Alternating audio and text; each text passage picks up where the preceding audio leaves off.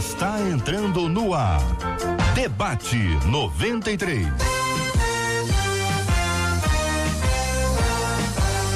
Realização 93 FM. Um oferecimento Pleno News. Notícias de verdade.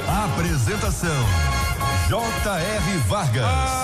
Alô, meu irmão. Alô, minha irmã. Aqui fala J.R. Vargas. Estamos de volta, começando aqui mais uma super edição do nosso Debate 93 de hoje, nessa quinta-feira, dia 19 de dezembro de 2019. Dia de festa! Ô Marcela Bastos, bom dia. Você acha que o pessoal gosta de número, fica assim preocupado? 19 do 12 do 19? Acho que quem gosta, bom dia, acaba ficando um pouquinho. Fica, não fica? Tem gente que fica, não fica? A pessoa acha que o número tem a ver com alguma coisa. Tem gente que fica preocupada, tem gente que lê o salmo do dia, porque acha que vai dar sorte. 119, Seria então. Ótimo. É boa recomendação. Então tá aí, a pessoa vai ler o salmo 119. 19, leia o 119. É uma dica, né? Porque tem gente que fica, não tem essa coisa que a pessoa fica muito supersticiosa, tem inclusive com músicas, com letras, com textos da Bíblia, com números da Bíblia. A pessoa fala, Jesus tinha 12 apóstolos. Eram 12 tribos. A mulher hemorrágica estava doente há 12 anos. A filha de Jairo tinha 12 anos. E aí começa a procurar alguma conexão entre essas coisas. Tem conexão? Ó, o microfone está aberto. Começou já o debate. Tem conexão nenhuma. Tem conexão, pastor? Não, tem. Tem, Rômulo? Tá com o microfone. Quem tá com o microfone? Hã? O que isso significa? Não tem nada a ver. Pastora Kézia, tem a ver? Tem a ver? Acho que não tem a ver, mas eu acho que a gente pode encontrar formas de pregar a respeito disso muito interessantes. Mas não ficar preso, se ela tem 12. Misticismo não. Não, de jeito nenhum. Então, tudo bem, Marcela. Agora é contigo. Então é comigo. 968038319, depois que você já foi inspirado aí a ler o Salmo 119, manda pra gente aqui o aniversário do seu pastor, sua pastora, aniversário da sua igreja, conta o seu nome, que ao final nós vamos orar e nós queremos mencionar você aqui. Afinal de contas, você está dando aí honra aos seus pastores e nós queremos honrar quem honra os pastores aqui. Tchauzinho para quem já está com a gente no Facebook. Demoramos, a gente tá... Se cair, há um problema no Facebook. Caiu não é o quê? nosso, não. A transmissão. A transmissão. Então, fica com a gente aí. Hoje o Facebook tá meio incerto, mas a gente tá aqui juntinho. Como juntos e preparados estão os debatedores. Eles vão dar tchauzinho, sorriso pra você. Você vai conhecer pela câmera o pastor Luciano Regis com a Bom gente dia, hoje. gente. Graças, Pai. A nossa menina da mesa, estreando hoje, pastora Kézia Galo. Vai falar sobre números. Ao meu lado direito, pastor Rômulo Rodrigues. E ao meu lado esquerdo, o bispo Davi Gualberto. Todo mundo preparado para esse debate. Muito bem, quero agradecer o carinho da sua audiência, ouvinte, tá com a gente, tá no Facebook, vem pra cá, vem pro Facebook da 93 FM, acompanha a gente aqui, que é sempre muito legal quando você pode acessar aí, tá no rádio, tá acompanhando, corre pro Face, abre ali, vai conhecer aqui o nosso estúdio, vai ver que a gente tá em obras aqui dentro. Bom, vamos dizer isso pro nosso ouvinte, né? Nós temos aqui esse artista, como é o nome desse artista aqui? Hein? José é o artista que está resolvendo o problema do nosso ar-condicionado, é tratado com a Matilde. Já deram água para ele? Café? Chocolate? Panetone? Ê, José. Resolveu? Dá uma salva de palmas pro José. Salva de palmas. O problema do ar-condicionado tá resolvido. Tava bom para mim do jeito que tava, mas agora vai ficar bom para todos, né? Todos gostam de estar mais fresquinho, então vai estar do jeitinho que a maioria gosta. Estamos juntos no Debate 93. Tema 01 do programa de hoje. Vamos lá, minha gente. Para assumir cargos é preciso o mínimo de tempo na igreja e o mínimo de santidade. O pastor Rômulo vai explicar pra gente depois o que seria o mínimo de santidade. Como é que você faz essa conta aí? Eu ia pedir pra pastora Kézia, que ela é boa em números. Mas eu vou deixar esse o pastor Rômulo, porque a pastora Kézia tá nova aqui na mesa, é a menina da mesa, não vou passar essa bênção para ela. O pastor Rômulo é mais antigo, então para explicar o que seria o mínimo de santidade, mas não é agora não, daqui a pouquinho. A pessoa que assume uma liderança, continua ouvinte agora, e uma pessoa que assume uma liderança sem ter condições, estaria trazendo maldição para a sua vida e para a igreja? Será que em nome da obra algumas igrejas não estariam ignorando o que a Bíblia diz em 1 Timóteo 3:6? Não seja neófito para não suceder que se ensoberbeça e incorra na condenação do diabo? E se o despreparado já assumiu, hein? Há algo que se possa fazer? Quais as características que apontam que alguém está preparado para ser um líder? Eu quero ouvir a sua opinião, ouvinte. Mas tem essa experiência na sua igreja? Você percebe, em geral, quem não está no cargo olha e diz que os outros estão despreparados. Isso é em geral. Mas como o nosso ouvinte é muito crente, é muito firme, não vai ficar analisando as pessoas à luz disso, né? Escolheram ele, não eu, escolheram ela e não a mim. Então fica às vezes um processo complicado, mas existem evidências que podem mostrar que uma pessoa está despreparada.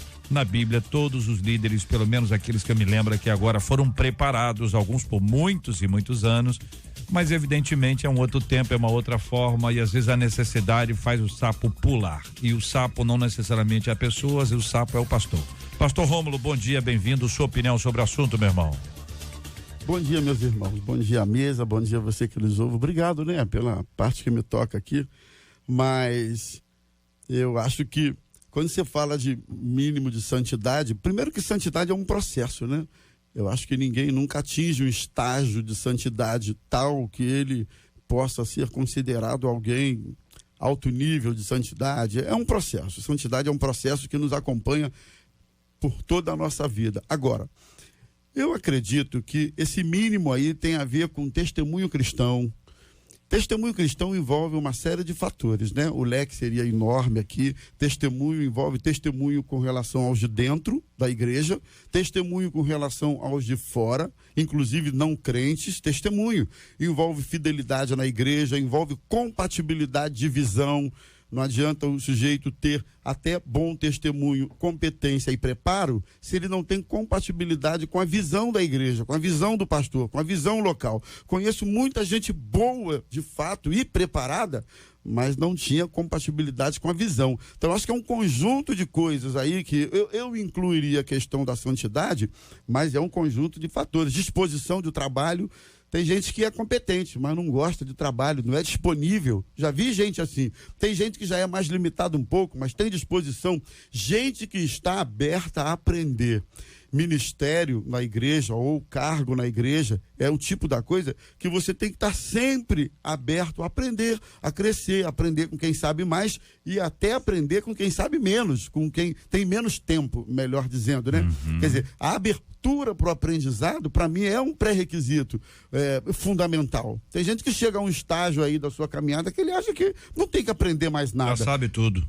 Exatamente. Então, é por aí. Bispo Davi Gualberto, bom dia, bem-vindo. Sua opinião sobre o tema? Bom dia, meu amigo JR, bom dia aos pastores, a pastora, que bom estarmos juntos. Esse tema, para mim, tem vários aspectos. Né? Tem aspectos relativos ao próprio obreiro, que é chamado, tem aspectos relativos à igreja, que é a instituição que baliza esse chamamento, e tem aspectos relativos à urgência da obra. Então, a gente naturalmente vai discutir esses aspectos aqui que são importantes. Mas quando me veio esse tema, me veio logo a palavra de Paulo a Timóteo, na segunda carta, capítulo 2, versículo 15, que eu acho que abarca todas essas nuances. Paulo diz a Timóteo: procura apresentar-te a Deus aprovado, como obreiro que não tem de que se envergonhar e que maneja bem a palavra da verdade. Então, só nesse texto, nós temos os aspectos de santidade, de compromisso, de testemunho, de preparo intelectual, de preparo bíblico, de experiência para exercer a obra de Deus.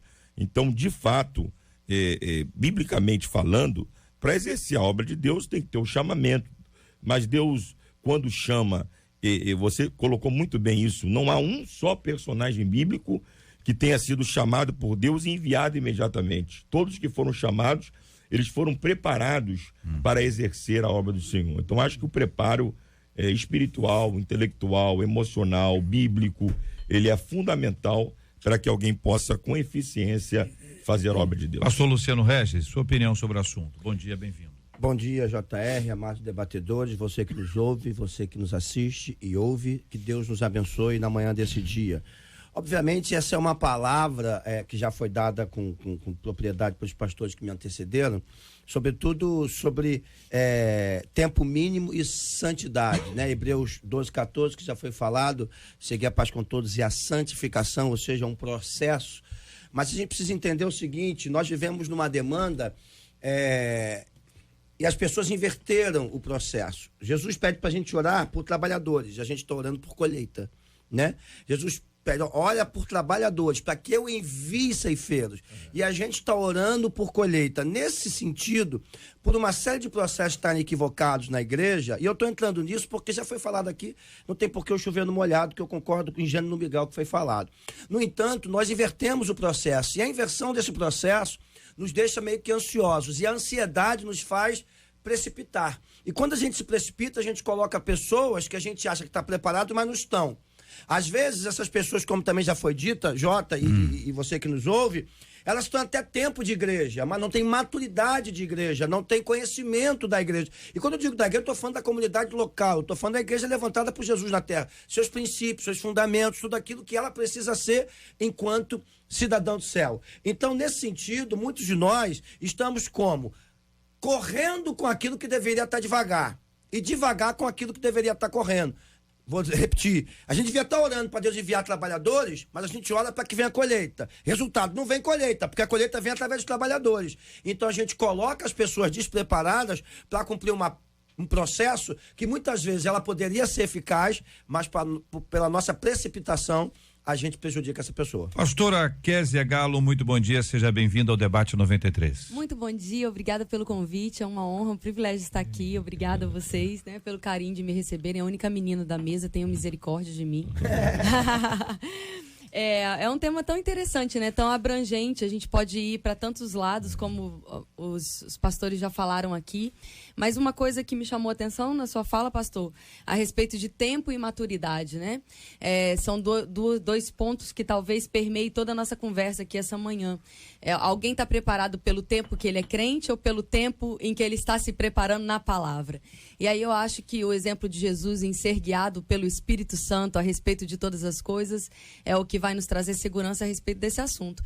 Quando, como colocar alguém em uma posição de liderança, o que fazer, né? Se a gente depende da nossa necessidade, da ansiedade, da necessidade às vezes local, da necessidade estrutural, a gente pode colocar os pés pelas mãos, mas dependendo do Espírito Santo, é certo que vai dar certo. E aí, queridos debatedores, eu preciso dizer para os amados que isso me parece um pouco subjetivo.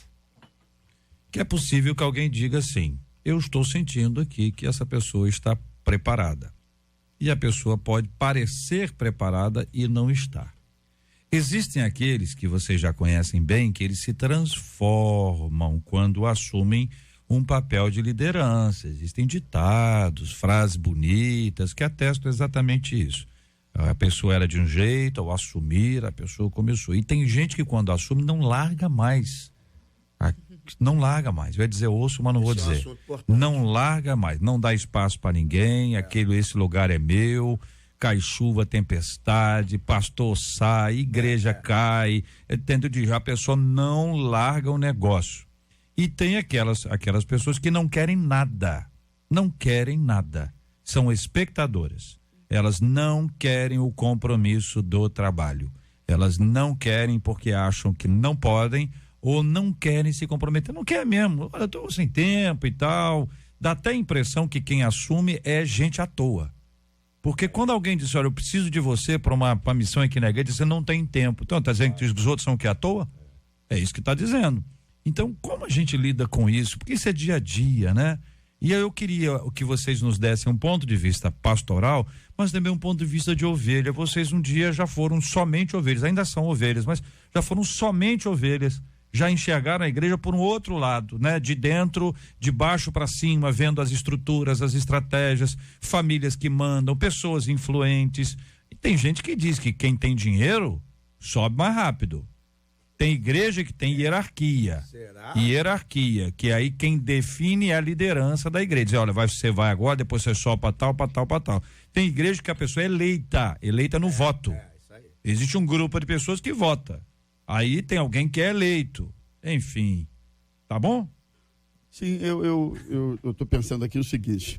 Eu acho que o senso de indignidade para o exercício do ministério, o que é o senso de indignidade? É aquele indivíduo que olha para si mesmo, percebe suas limitações, percebe suas falhas, suas dificuldades, e ele diz assim, bom, eu não sou digno de exercer tal ministério, eu não mereço isso, eu não sou a pessoa mais preparada para isso.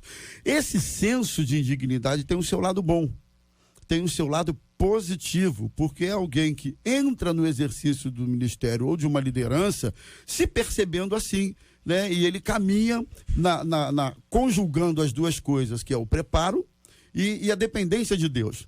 E aí você tem o outro extremo, que é o indivíduo que acha que merece, acha que está pronto, e quando o pastor chama, ele diz assim, até que enfim eu fui visto, até que enfim alguém me enxergou, finalmente alguém me viu. E quando você vai para a Bíblia e verifica as pessoas a quem Deus chamou, você não percebe ninguém dizendo assim, até que enfim o Senhor me enxergou, até que enfim o Senhor me viu. Quer dizer, então, esses dois extremos são muito problemáticos. Agora, o que é estar pronto para o ministério? Você usou uma expressão aí que eu acho cirúrgica, precisa, que é preparado, pronto. O que é estar pronto, irmãos? Eu quando me vejo já fazendo 25 anos de ministério pastoral e vejo ainda algumas limitações transcorrendo na minha vida depois já de algum tempo, eu me vejo ainda sem estar totalmente pronto, sem estar totalmente feito para a coisa. Então, eu acho que essa prontidão, ela não termina nunca, esse preparo não termina nunca, mesmo antes você tem que se preparar, durante você tem que se preparar e a vida toda você tem que se preparar, e quanto mais você se prepara, mais você vê assim, eu sei muito pouco a respeito do ministério pastoral. Então, é uma ação contínua de alguém que deseja, é como diz, né? A conjugação do verbo no gerúndio é a ação contínua do sujeito. Então, exercício do ministério é ação contínua em direção ao preparo e da dependência de Deus. Quando uma pessoa diz que está pronta, essas duas coisas, preparo e dependência de Deus, e elas caminham sempre juntas, eu acho que você tem vida longa. Então, quando a pessoa diz que ela está pronta, não quer dizer que ela esteja preparada, é que ela está pronta no sentido, estou pronto para assumir. Ela não está pronta no sentido de preparada, é isso, bispo? Voluntária, né? Eu já vi, só para eu concluir, perdão, JR, eu já vi obreiros chegarem para mim dizendo assim, eu não sei por que o senhor não me ordena pastor, a igreja não me ordena pastor, eu me vejo um cara pronto, entrega um culto na minha mão que eu toco um culto do início ao fim. E aí, rapaz, sabe? Olha, aí já tem uma evidência, né? Não dou por causa disso. Exatamente, você acabou de fechar. Eu não tinha motivo, não, agora eu tenho, né? Eu tenho. É lamentável, né? A gente vê essas coisas de fato acontecendo. JR, sem generalizar, mas a minha percepção é que a gente hoje está colhendo os frutos de uma escolha que a igreja evangélica brasileira fez há mais ou menos 30 anos atrás, quando a gente entrou no desvio da teologia da prosperidade. E essa teologia da prosperidade trouxe para a igreja uma multidão de gente que quer se servir da igreja e ser servida pela igreja e não está disposta a servir ao reino de Deus. Então hoje a gente tem a nossa igreja hiperlotada de uma multidão de gente que vai lá para assistir um bom culto, para ter uma boa palavra e sair lá com seu senso de culpa minorado, mas não tem disposição nenhuma. Os clientes, são os consumidores do evangelho que são atendidos por gerentes que estão em cima de um palco. É isso aí. Então, aí a gente tem uma multidão de gente que está lá para ser servida, e por isso hoje eu, pelo menos na minha paróquia, tenho essa grave. Eu tive esse final de ano, 2 meses de reunião e levei 8 reuniões para conseguir escolher algumas lideranças da igreja por falta de pessoas. Eu tenho mais de 200 obreiros dentro da igreja. Então, hoje a gente tem essa carência por conta de uma escolha que nós fizemos há algum tempo atrás. Então, acho que se a gente pregar o evangelho como ele tem que ser pregado, o evangelho de Cristo, que a gente não veio para ser servido, a gente veio para servir, nós teremos muito mais gente disposta a ser útil ao reino de Deus. Esse é um problema, meu bispo querido, que nós temos. Não, o pastor, por exemplo, Rômulo, não tem esse problema nosso. Ele conhece como bom entendedor da palavra, JR também não tem esse problema. Por quê? Nossa igreja é neopentecostal. Acredito que é da pastora também. Então, nós viemos de um movimento que nós fomos impactados por ele e nós nos embriagamos dele. Os pastores ainda estão embriagados e cometendo erros, e aqui não há nenhuma palavra de julgamento a ninguém em nome de Jesus. Eu só não sou neopentecostal. Não, eu não digo neopentecostal, são as igrejas historicamente, estou entendendo. Mas se eu falar pentecostal, eu caio para uma linha tradicional. Não, sim, mas se eu falar tradicional, eu caio literalmente pro mas eu tradicionalismo. entendi, a nossa é pentecostal de raiz, a gente tem 75 anos. É porque não é bem conhecida, né? Não, então. Mas eu entendi a sua palavra. Correto, tá correto. Nesse sentido, eu me converti numa igreja tradicional. O JR bateu aqui. Os líderes são eleitos. Como é que acontecia? Lobby. Então a gente tinha líderes despreparados, mas que tinham o carisma, então eles eram eleitos. Sobrenome. Entendendo? Então nós às vezes nem sobrenome. Peraí. Ele vai se defender agora. Não, o senhor fala isso, o senhor está falando da sua experiência. Da minha experiência, sim. Aí a sua experiência, como toda experiência, é sua. Pode não ser a minha. Então existem outras formas que não apenas o lobby. Não, sim. Não é só para poder explicar. Eu ia ampliar isso. Então, assim, na igreja como me converti é isso. Então, o que acontecia? Líderes despreparados eram eleitos. No entanto, ele ficava um ano só.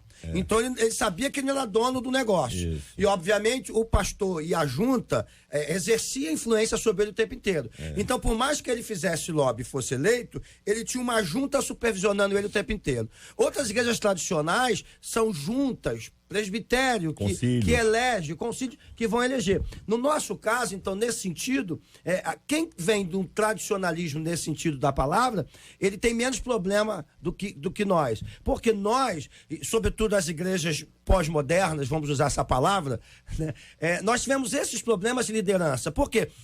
Por exemplo, células. As pessoas capazes que estudavam a palavra, mas que lá na frente você descobria que elas tinham um distúrbio de caráter. Problema de caráter. Então elas criavam problemas sérios que você só tem como identificar na carreira, na jornada, no percurso. Porque quem de nós está preparado para alguma coisa? Quando eu assumi o ministério, quando eu fui chamado para o ministério, eu não queria. Eu tinha pânico. Eu estudei a Bíblia. Quando eu me converti, eu li a Bíblia 3 vezes em um ano. Eu sempre estudei muito. Eu tranquei minha faculdade para estudar a palavra. Eu gosto de estudar. Mas ainda assim, como o pastor Romulo abordou aqui, eu nunca me senti pronto. Porque quem se sente pronto nunca vai estar. Aliás, essa era a maior crise de Paulo. Ele diz, miserável homem que sou, o bem que eu quero fazer eu não consigo, o mal que eu não quero, isso eu faço. E a gente está falando de Paulo, está falando do Luciano, não.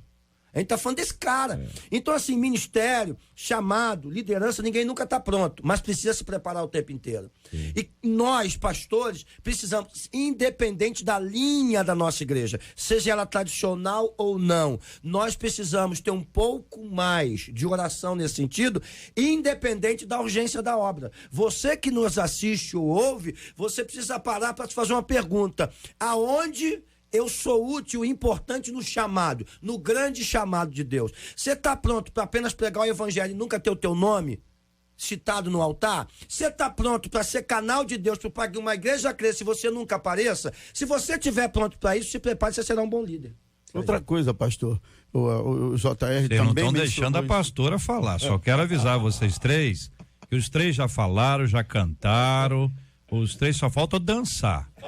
Entendeu? Mas a pastora, eu tô aqui só aguardando. E a pastora, ela ficou quietinha, ela olhou, viu 1, viu 2, viu 3. Como ela é de conta, ela falou assim, eu sou a quarta. Na hora da fala dela, o 1 começou outra vez. Então, agora é a pastora Kézia. Quem te vê tudo. Só me concede essa gentileza, pastor. Muito obrigada. Eu acho que, observando, né, o que os pastores estavam falando, eu percebi uma falta, assim, talvez algo que a gente pudesse reavaliar na nossa conduta, né? A gente está sempre colocando isso, aquilo, mas quem sabe essa manhã não é uma boa manhã para a gente se reavaliar e entender que a Bíblia, ela nos dá sinais bem claros de como colocar pessoas em cargo de liderança. Será que a gente não está deixando esses textos passarem? E aí a gente está colhendo problema? Então o problema não é uma onda ou outra, um modismo ou outro, uma necessidade ou outra, mas é a falta de percepção de uma ordenança clara da Bíblia. Por exemplo, eu separei aqui alguns textos. Em Atos 6, quando existe uma necessidade de separar os diáconos, eles falam ali, é necessário que eles sejam aptos e cheios do Espírito Santo. Então, você começa a ver alguns sinais na Bíblia. A Mateus 7 fala pelos frutos que eu vou conhecer. Será que a gente está dando tempo de conhecer os frutos? Será que a gente está dando um bom ensino a essas pessoas que têm chegado dentro da igreja? Será que elas têm sido instruídas na palavra como de fato deveriam ser? Será que a gente não está errando nisso? Será que nós, como líderes, talvez até pela urgência, pela necessidade, pelo crescimento demasiado, por tantas pessoas com tantas carências, a gente sabe que eu não tenho um cargo de pastoreio principal, né? Eu sou pastoreada, mas eu tenho um cargo de ensino na igreja. E o que eu mais vejo, então eu estou numa boa referência porque eu estou num outro contraponto aqui. Sim. E o que eu mais vejo dentro da escola onde eu ensino são pessoas com muitos anos de diferença de convertidas, pessoas que têm 30, 40 anos de conversão, pessoas que têm 6 meses e 1 ano, mas tanto de um lado quanto do outro, com carências doutrinárias, sem muita firmeza, um evangelho muito raso, um evangelho muito de autoajuda e sem ajuda do alto. Muita coisa que nem na Bíblia está escrita, mas cita como se tivesse, né? Porque de tanto ouvir, porque eu ouvi alguém dizer. E isso está trazendo para o nosso meio maturidade. E é com os imaturos que a gente vai ter que lidar na liderança. Então, será que o problema deixa de ser se é pentecostal, se é uma coisa, se é uma teologia ou outra, e não passa a ser uma falta de percepção no que a Bíblia coloca como conduta de avaliação? Posso ponderar isso aí? Eu acho. Peraí. Pode, eu deixo, pastor, deixo. Sim, obrigado, pastor. Obrigado. Eu acho que fazer essa meia-culpa, a gente precisa realmente. Nós, pastores, muitas e muitas vezes, escolhemos pessoas por N fatores, né? Porque precisa, pela força da necessidade, por motivos aí que o pastor Luciano citou. Às vezes você recebe um indivíduo de uma outra igreja e não sabe nem a história do cara, e ele viu que ele tem uma lábia boa, viu que ele tem uma oração legal, viu que ele tem um jeito, viu lá que você logo coloca. Então, assim, nós precisamos fazer meia-culpa nesse sentido? Sim, precisamos. No entanto, eu também tenho visto que muitas pessoas cumprem esses requisitos todos na hora de serem convidadas, mas se corrompem no processo. Sim. E aí, não dá para fazer meia-culpa, para jogar a culpa só nas costas de quem escolhe. Claro, eu já vivi O processo é dinâmico. Como nós falamos, às vezes a pessoa, quando assume, ela muda. Na verdade, ela não mudou, ela se revelou. A gente aqui não. O poder revela, né? Não é isso? O poder. Ditado assim, muito legal. Quer conhecer alguém, dê poder a ele. Quer conhecer mais ainda, tira o poder dele. Aí o bicho pega. Olha, nós temos que encerrar a nossa live. Vamos continuar o assunto. Tá bom? Pode, Marcelo? Então nós vamos continuar o assunto. Vocês estão autorizados, tá? Eu fui autorizado, agora vocês também estão autorizados. Mas nós precisamos encerrar a live do Facebook, agradecendo a você pela sua companhia. Nós continuamos no rádio, corre pro rádio 93,3, vê fora do Rio ou em algum lugar que você não tenha uma captação boa do nosso som, você escuta a gente pelo aplicativo, o app da 93 ou pelo site radio93.com.br. A gente analisa esse assunto e eu vou retomar aqui um dos textos que a pastora mencionou, especificamente de Atos 6, versículo 3, os 3 critérios que são apresentados aqui. O primeiro deles é boa reputação. Nem vou botar homens, tá? Para não botar pilha. Vai dizer que eu tô botando pilha. O tá botando pilha, tá? O texto está falando sobre diáconos, né? Diáconos para esta igreja de Jerusalém que nasce e que se espalha, né? Escolhi dentre vós 7 homens, também tem número. Tá certo? Então, essa parte eu falo. Não é isso? A Kézia vai falar, a pastora Kézia. Mas boa reputação. Estou lendo a versão revista e atualizada. Boa reputação. Então tem uma caminhada. Você não consegue ver se uma pessoa tem boa reputação sem até pesquisar. Procurar, saber a informação. Claro, tem que ter uma habilidade enorme para isso, para não parecer que é fofoca, né? Cheios do Espírito. Aí não é aquele mínimo, né? Cheio, copo cheio. E de sabedoria. Certo? Aí é isso aí. E veja que eles estão sendo encarregados para o serviço diaconal, que neste caso é de serviço às mesas. E os apóstolos iam cuidar da pregação e da oração. Então, essa turma aqui não é nem para um cargo de pregação, de oração, é um trabalho especificamente ali, porque na igreja do Senhor, todo mundo tem que ter uma base. O trabalho vai ser diferente, mas cada um faz de um jeito, mas a base é fundamental. E aí, com base nos 3 critérios aqui apresentados em Atos dos Apóstolos, no capítulo 6, versículo 3, nós podemos elegê-los para levar em consideração para os aspectos de liderança. Existem outros que vocês gostariam de acrescentar? O que tem a dizer sobre esse assunto? Quem vai? Posso ser eu. Tá, que eu estou respeitando a ordem aqui, mas vamos embora. Então, a régua vai lá para cima usando o texto que o JR trouxe. O próprio texto que o ouvinte cita aqui, de 1 Timóteo, capítulo 3, ele cobra requisitos mínimos daquele que vai ser líder, né? Então, aqui aumenta ainda mais a régua. Hoje, infelizmente, se a gente seguir essa régua, e eu quero ser bem sincero aqui, tá? Porque assim, o pau que dá em Chico tem que dar em Francisco. E a gente não pode apontar o dedo sem fazer uma análise profunda, como o pastor Rômulo já falou aqui, dessa minha culpa. A gente precisa fazer isso. Se a gente colocar isso na risca, cara, a gente tem um problema sério de liderança na igreja. Porque boa reputação, beleza, pode passar, né? Gente renomada, tudo. Mas e cheio do Espírito já dá um problema sério. Cheio do Espírito. Porque cheio do Espírito não é o cara que fala em língua. Não é o cara que pula. Não é o cara que prega bem. É o cara que tem uma vida em Deus. É o cara que a vida dele é um testemunho vivo do poder de Deus. Que manifesta o fruto do Espírito. Exatamente isso. Então, nesse sentido, nós já temos um problema sério, volto a dizer, na igreja de hoje. Nós precisamos hoje, Jota, fazer, infelizmente, isso é triste, fazer uma espécie de reformulação de tudo, porque a igreja se perdeu muito, não no sentido de Cristo, entenda, até porque a obra é dele. Quem faz a obra é Cristo, é ele que manifesta a graça, é ele que manifesta o poder. Mas no sentido de nós, enquanto líderes, treinamento, cobrança, gasto de tempo, oração, porque às vezes demora-se para orar para ter uma resposta de Deus, mas comumente e facilmente a gente entende uma resposta de Deus como uma resposta do nosso coração. Aliás, algumas igrejas levantam pastores por revelação.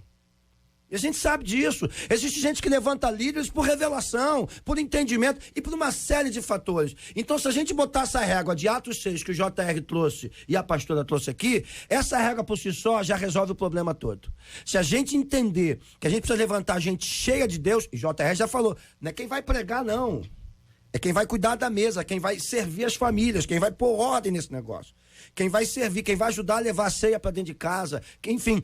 Essas pessoas, por obrigação, tinham que ser cheias do poder de Deus, e aí aumenta mais ainda, conhecedores da palavra. A gente tem, infelizmente, Jota, pastores no altar pregando bobagem. Então, como é que a gente não vai... Como é que a gente resolve isso? Estou pensando aqui o seguinte, como é que faz? A questão é a formação.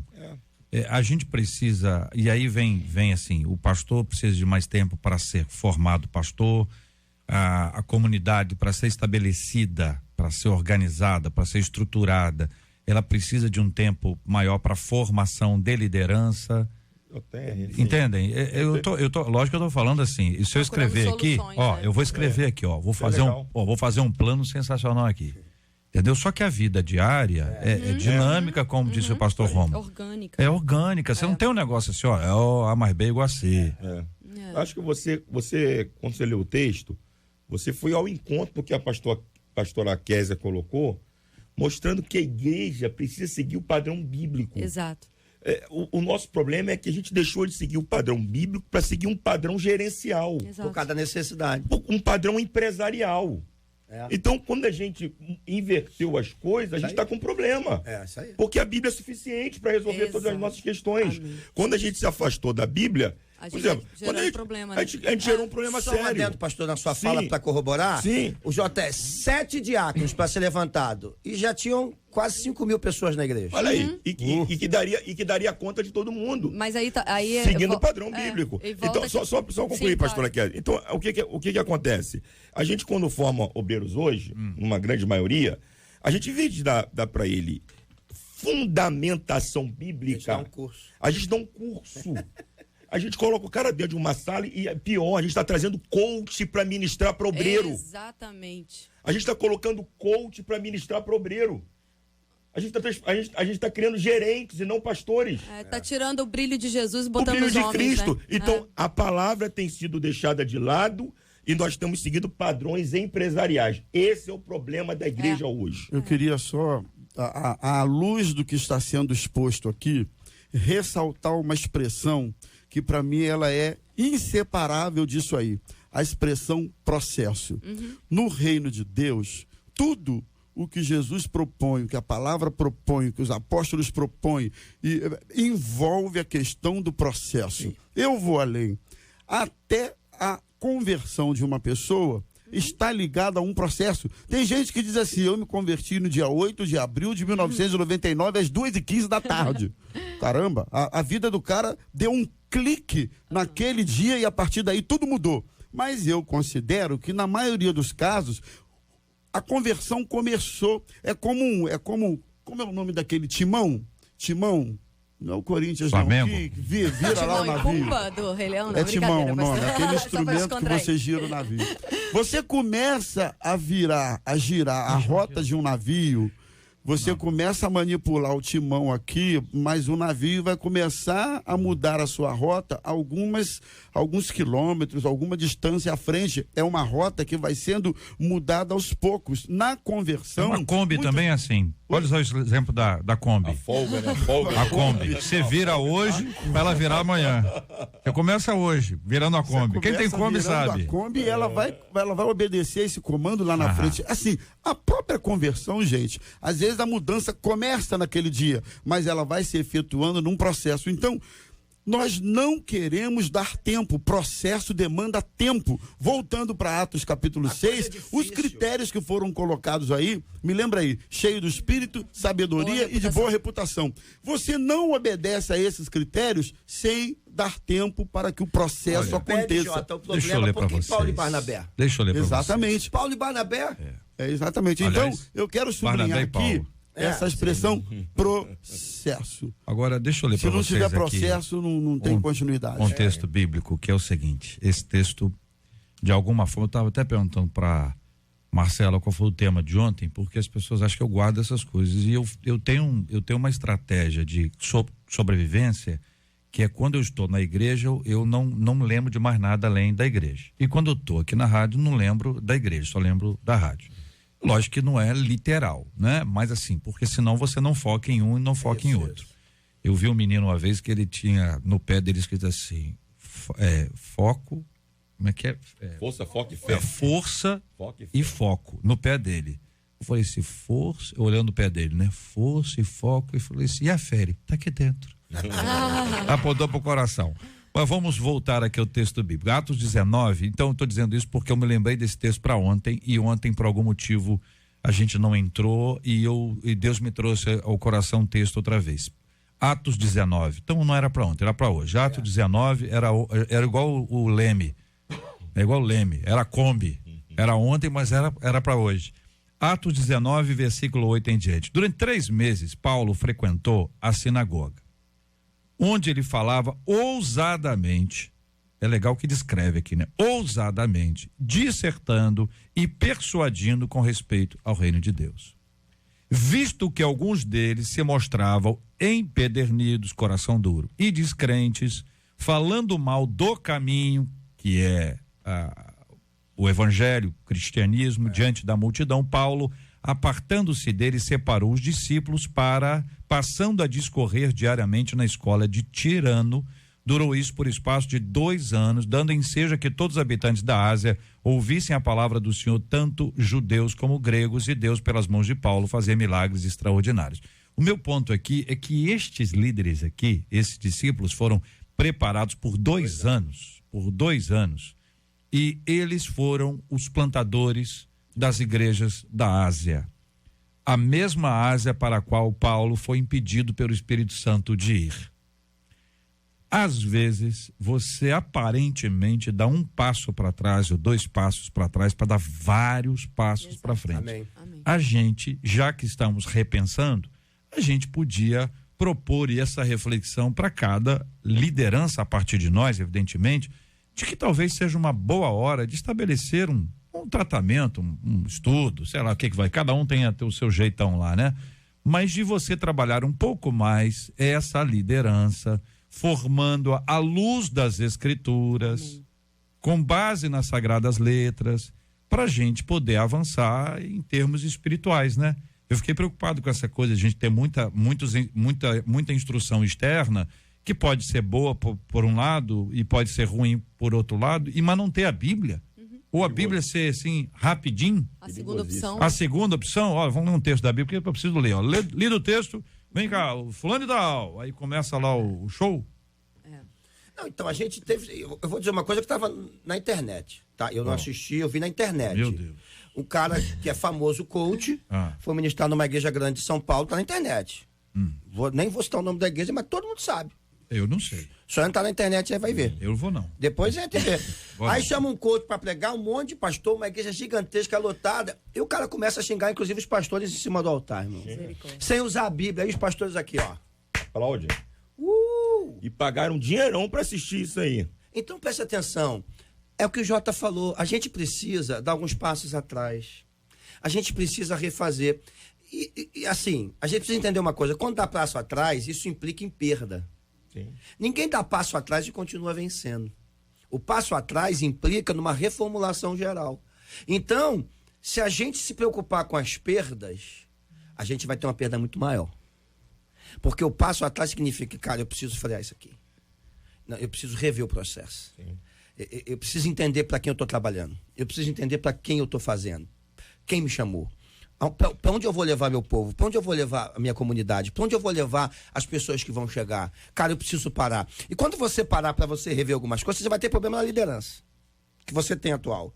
Como o pastor abriu a fala dele aqui. Gente que está contigo, você vai descobrir que não comunga da mesma visão. E aí ele vai aparecer. Porque ele vai discordar. Ele não vai discordar, e isso é bom. Ele não vai discordar em secreto. Ele vai discordar no meio da reunião que você fizer. Ele vai dizer, não, eu não concordo, não. E aí será que a gente vai ter... Você não concorda, não, foi bom. Estava esperando essa coisa. A partir de hoje você perde a sua liderança. Porque em perder a liderança, se a gente fizer isso, algumas coisas drasticamente, e em alguns casos precisa ser drástico, a gente perde pessoas. Porque ele vai sair e vai montar a igreja dele. Isso é um fato. Isso é um fato histórico no Brasil. E ele vai levar da tua igreja, dependendo da quantidade de pessoas que administra, ele vai levar pelo menos a metade. Satanás arrastou um terço.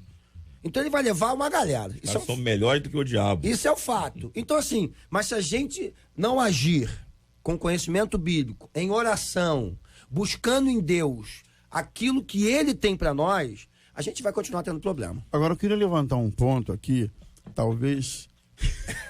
Não, pastor, a fala é toda sua. Fica à vontade. Não se sinta constrangido, pastor. Pra quem não está assistindo, expectativa de lhe ouvir, JR começou a rir porque era a vez da pastora e o pastor entrou. Eu não falei nada. Só observando agora. Fala, pastora, pode falar. Não, por favor. Não, por favor. Não, eu vou entrar em um assunto ainda mais denso, pode ir. Não, o ponto é o seguinte, é rápido. Será que essa geração de pastores que está se formando nas últimas décadas, vamos botar aí 30 anos para cá, talvez, não é uma geração muito pilhada pela concorrência, pela disputa, por esse tipo de coisa. E aí o imediatismo acaba se tornando a tônica, dentre outras coisas, também no ministério do sujeito, né? Porque se ele abrir guarda para perder liderança, para perder estrutura, para perder pessoal, para perder mão de obra, o concorrente vem e pega. Mas essa competitividade é resultado desse evangelho empresarial. Exatamente. Vem tudo uma coisa remota na outra. Exatamente. Pastora, por favor. Pastora. É muito interessante, né? Porque a gente fala, coloca os nossos pontos de vista, e às vezes é só ponto de vista mesmo, né? A respeito de um assunto que é tão abrangente, mas a gente está tratando de virose e não está tratando de algo específico, né? A gente da infecção. Vamos descobrir a bactéria e não ficar falando que é virose, né? A gente não perde ninguém, a igreja não é nossa. Eu não quero ter o tipo de gente que numa reunião vai me ofender na frente de todo mundo, vai me ameaçar levar a 1/3 da igreja que seja, e se 1/3 da igreja vai sair com essa pessoa, eu tô recebendo um presente, um livramento. Então, é entender que a igreja não é nossa, é a igreja do Senhor, é ele que comanda, se a gente está na dependência dele, é ele que vai respaldar.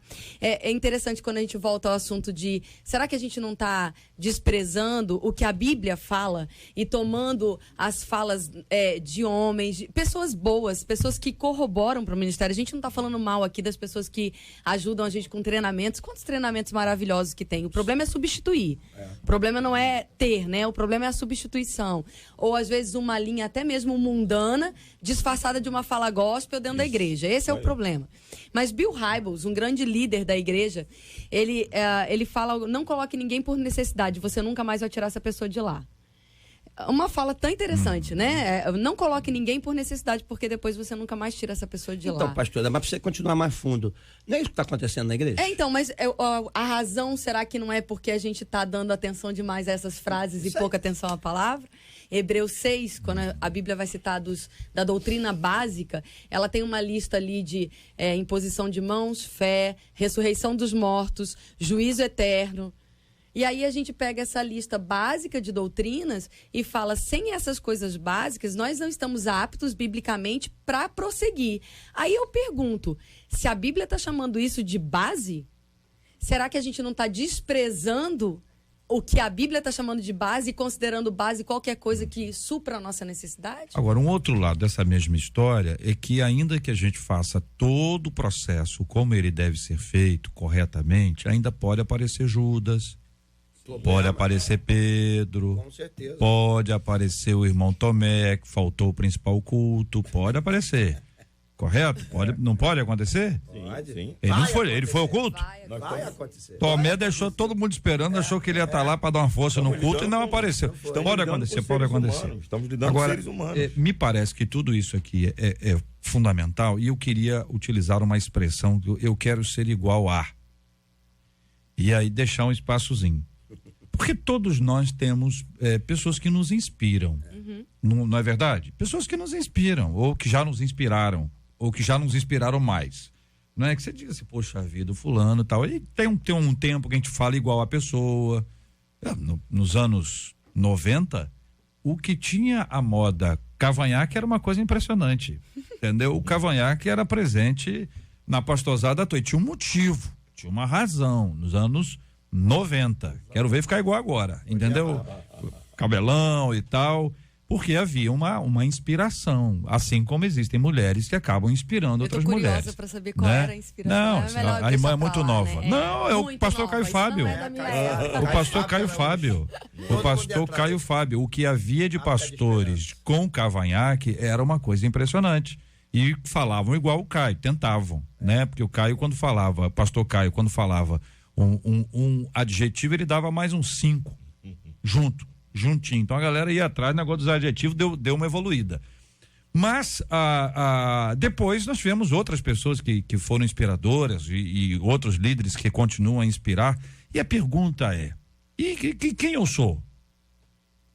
Eu posso ter pessoas que me inspiram, mas eu não sou como a pessoa. Isso. Mas é possível que alguém queira ser como a pessoa e por conta disso fique querendo só imitar a pessoa. É um nível baixo.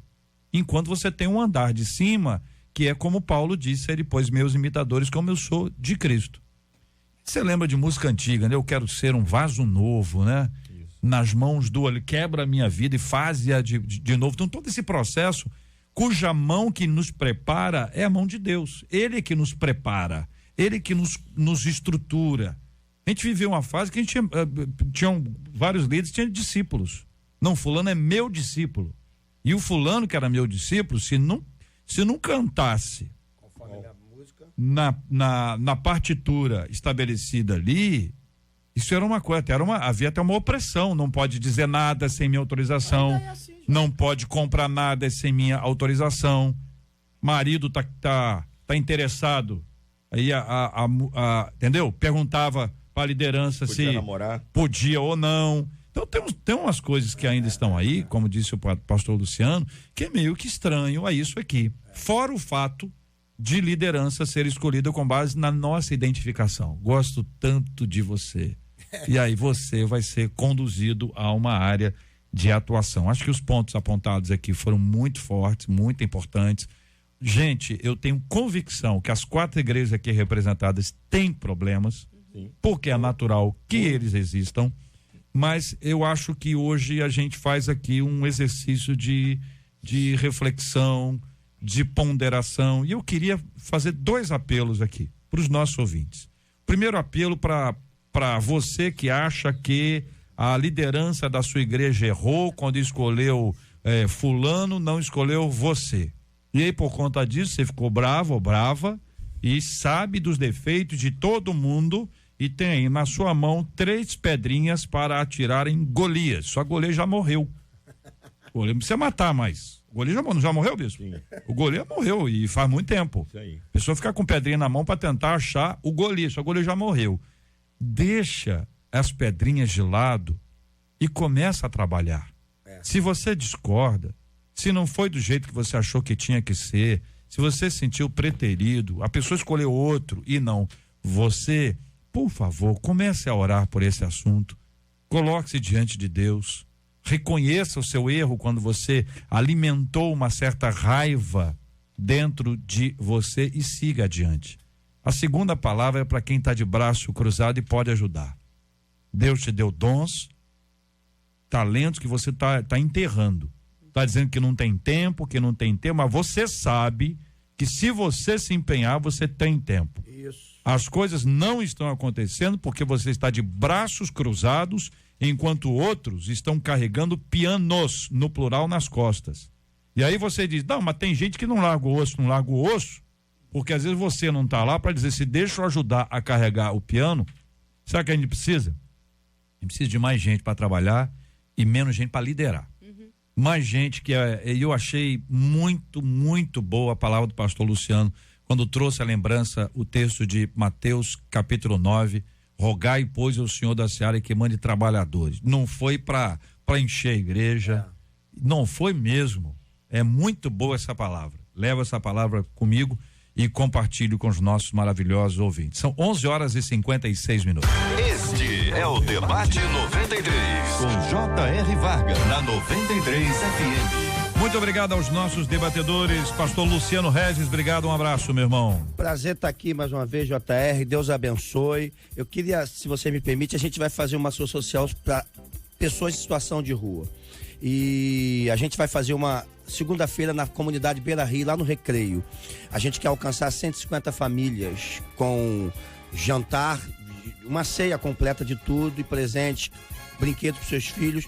Nós queremos alcançar 150 crianças, nós vamos alcançar, mas se você está aí dentro desse chamado e quiser nos ajudar, você vai ser muito bem-vindo. Se quiser nos procurar hoje, procure na Igreja do Recreio, vai ser poderoso. Só entrar minhas mídias sociais, você vai saber como, e você vai poder ajudar a fazer uma grande obra. E depois a gente vai estar fazendo a mesma coisa em Lopes. Pessoas em situação de rua, situação porque é apenas um momento, elas vão sair de lá. Pastora Kézia Galo, muito obrigado pela sua presença no nosso debate 93 de hoje. Muito obrigada, fiquei muito honrada, um prazer estar aqui, obrigada pela gentileza comigo, viu? Obrigada mesmo, muito bom mesmo. Pastor Rômulo Rodrigues, obrigado, um abraço. Eu também quero agradecer o carinho, os irmãos da mesa que foram assim, bênção, e quero mandar um abraço para 2 irmãos muito queridos. O primeiro é o Vicente, da Maranata de Copacabana, um grande abraço, um ouvinte da Rádio 93, e o outro é para nossa irmã Vera, esposa do Dr. Sampaio, membros da nossa igreja. A Vera tem sido uma bênção para a igreja, inclusive voluntária no Hospital do Câncer. Vera, um grande abraço, você tem sido uma bênção. Um beijo para você, para os nossos ouvintes. Até mais. Bispo Davi Gualberto, obrigado, um abraço. Eu que agradeço a oportunidade e o convite aos nossos irmãos a estarem conosco domingo 22, 18h30, uma linda cantata de Natal, Estrada d'Água Branca 3.570 em Bangu.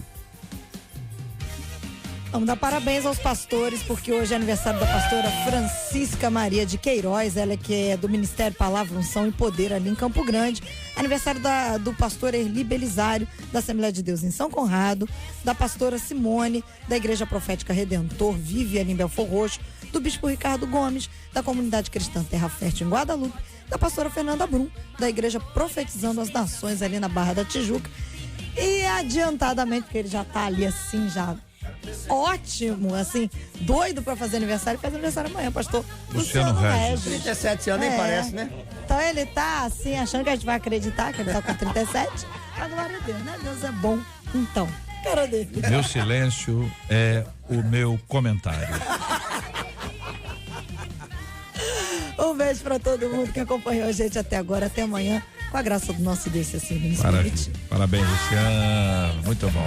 Nós vamos orar juntos mais uma vez e vamos apresentar diante do Senhor a nossa vida, o coração dos nossos ouvintes, quanta gente acompanhando a gente hoje, que sorriu conosco, mas tem vivido uma luta muito grande. Nosso Deus é maravilhoso, Ele nunca nos deixa sozinhos. Uma coisa que eu queria que você lembrasse, antes de você conhecê-lo, Ele já te conhecia. E é muito, muito, muito consolador saber que Deus já nos acompanhava antes mesmo de nós o seguirmos.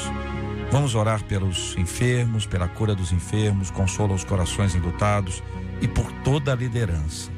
Você que tem servido ao Senhor e percebe que você não está preparado, prepare-se, não fuja da raia, prepare-se, busque ao Senhor, busque aprender, busque crescer espiritualmente. Deus tem muita coisa para realizar através da vida de uma pessoa que se coloca à disposição dele, como Isaías. Eis-me aqui, envia-me a mim. Vamos orar? Jesus querido, nós louvamos o teu nome por esta manhã. A tua palavra diz que no Senhor o vosso trabalho não é vão. Que esse seja o espírito, que essa seja a motivação que nos leva a trabalharmos para ti. Que esta conversa, que esse debate tenha sido de grande valia e edificação para todos os que nos ouvem nesta manhã. Nós louvamos a Ti pelos debatedores, por essa porta que se abre sempre para compartilharmos a Tua palavra. Te louvamos pelos pastores queridos que estão fazendo aniversário, inclusive pastor Luciano Regis, abençoa a vida dele, seu ministério, sua saúde, seus projetos, que a tua boa mão esteja sobre ele, Senhor.